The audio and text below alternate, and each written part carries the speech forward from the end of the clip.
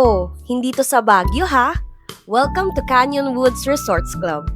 Hi guys, this is Ila. May na-discover kaming hotel dito sa Tagaytay na 2 hours away lang from Manila.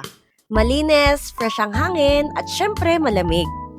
Kung gusto mo magpahinga, mag-reflect, or mag-bonding with your family and friends, I really recommend this place.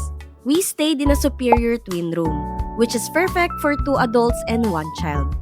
Comfy yung bed, may complimentary coffee and water, clean bathroom with toiletries, and ito yung pinaka-favorite namin, yung full view of Taal Lake right from our balcony. Plus, they are now a pet-friendly resort and you can bring 1 fur baby per room. Ang daming pwedeng gawin dito kaya hindi mo na need lumabas pa. You get access to the outdoor infinity pool, merong pavilion sports complex na pwede mag-pickleball, volleyball, basketball, and outdoor tennis. If you don't wanna miss your workout, they also have a fitness center. Tapos meron ding bouncy castle and playland for kids. Isama mo pa yung fun zone na pwede kayong mag-billiards, table tennis, and human chess.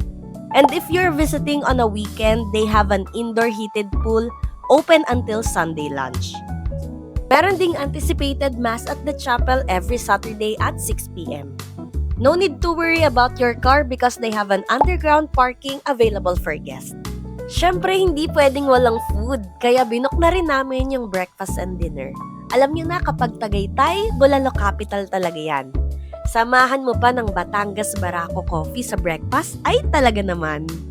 Kaya kung gusto nyo rin ng ganitong experience, pwede nyo to i-book sa Klook and you can use my code ILAKLOOK para may 5% discount kayo. Save nyo na to for your next staycation. And if may question kayo, drop nyo lang sa comment section. Follow nyo na rin ako for more travel tips. Safe travels everyone!